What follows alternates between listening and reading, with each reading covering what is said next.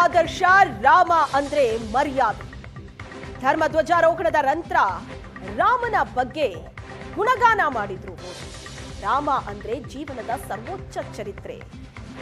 ರಾಮ ಅಂದ್ರೆ ಧರ್ಮ ಪಥದಲ್ಲಿ ಹೋಗೋ ವ್ಯಕ್ತಿತ್ವ. ರಾಮ ಅಂದ್ರೆ ಪ್ರಜಾಸುಖಕ್ಕೆ ಸಮರ್ಪಿತವಾಗೋದು. ರಾಮ ಅಂದ್ರೆ ಕೃತಜ್ಞತೆಯ ಸರ್ವೋಚ್ಚ ಉದಾಹರಣೆ ಅಂತ ರಾಮನ ಬಗ್ಗೆ ಗುಣಗಾನ ಮಾಡಿದ್ರು ಮೋದಿ. आने वाले दशकों, आने वाली सदियों को ध्यान में रखना ही होगा। और साथियों, इसके लिए भी हमें प्रभु राम से सीखना होगा। हमें उनके व्यक्तित्व को समझना होगा। हमें उनके व्यवहार को आत्मसात करना होगा। हमें याद रखना होगा, राम यानी आदर्श, राम यानी मर्यादा, राम यानी जीवन का सर्वोच्च चरित्र, राम यानी सत्य और पराक्रम का संगम। दिव्य गुणे शक्र समो रामः सत्य पराक्रमः। राम यानी धर्म पथ पर चलने वाला व्यक्तित्व। रामः सत्पुरुषो लोके सत्यः सत्यपरायण। राम यानी जनता के सुख को सर्वोपरि रखना। प्रजा सुखत्वे चंद्रस्य।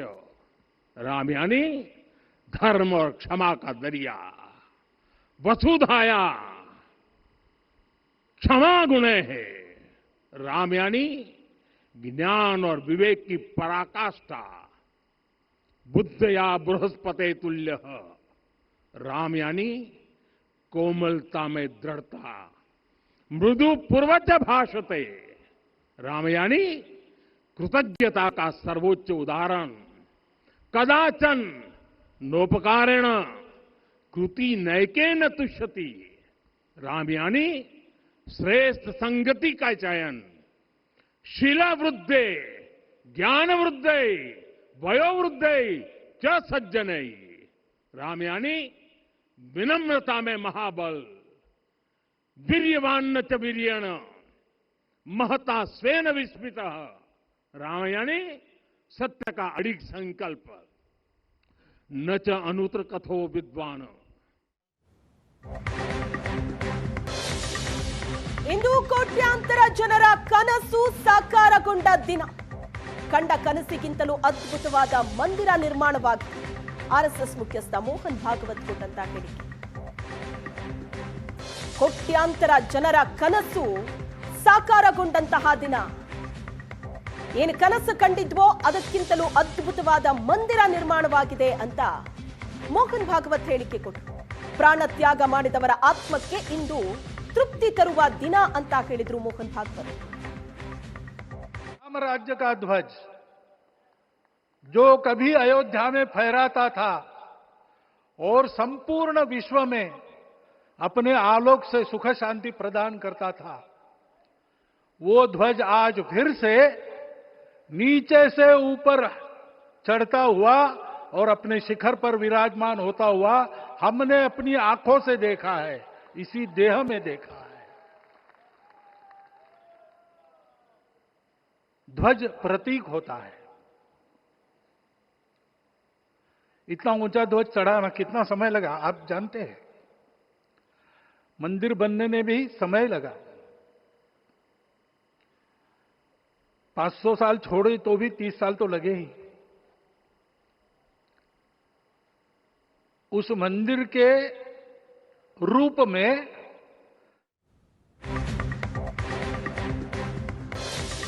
ಧ್ವಜಾರೋಹಣದಿಂದ ಅಯೋಧ್ಯೆಯಲ್ಲಿ ನವಯುಗದ ಶುಭಾರಂಭವಾಗಿದೆ. ರಾಮ ಮಂದಿರ 140 ಕೋಟಿ ಭಾರತೀಯರ ನಂಬಿಕೆಯನ್ನ ಪ್ರತಿಬಿಂಬಿಸುತ್ತೆ ಅಂತ ಉತ್ತರ ಪ್ರದೇಶದ ಸಿಎಂ ಯೋಗಿ ಆದಿತ್ಯನಾಥ್ ಮಾತಾಡಿದರು. भारत के भाग्य को वैश्विक मंच पर एक नई ऊंचाई पर पहुंचाने वाले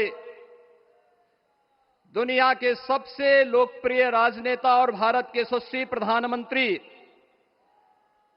आदरणीय श्री नरेंद्र मोदी जी का मैं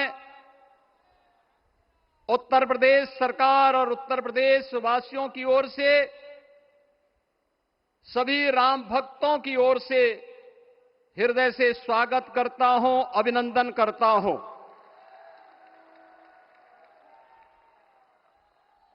इस अवसर पर अपनी गरिमामयी उपस्थिति से इस संपूर्ण कार्यक्रम के गौरव को बढ़ाने वाले हमारे विचार परिवार के मुखिया आदरणीय सरसंघ चालक जी का भी मैं सभी राम भक्तों की ओर से हृदय से स्वागत और अभिनंदन करता हूं।